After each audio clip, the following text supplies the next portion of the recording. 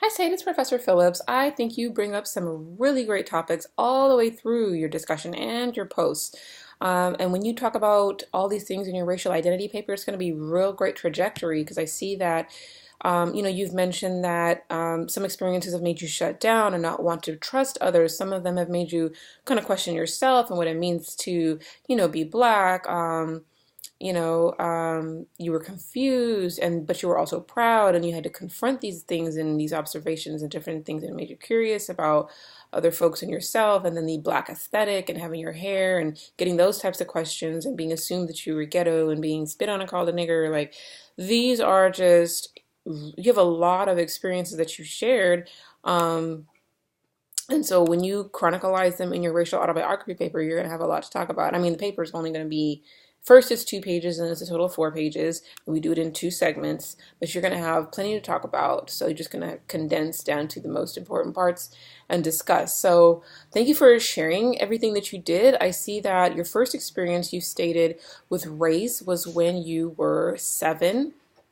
And let's see. Yeah, you were teased for being dark, and that, lighter. And my dog, she's so funny.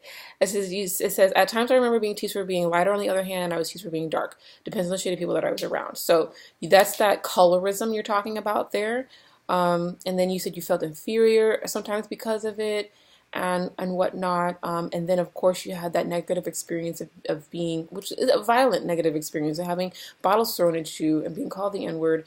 And I'm sorry you had to go through that, and of such bigoted, ignorant people endangering your life, basically, because, you could have really got hurt. And then I see that you bring up Dr. Tatum's video. In her video, you mentioned the traumatic experience and terror in this country. How is it different or even similar than the fear that we as African Americans experience on a regular basis? And if, because we experience those things on a regular basis, how does that shape our psyche? How does that shape our self-worth?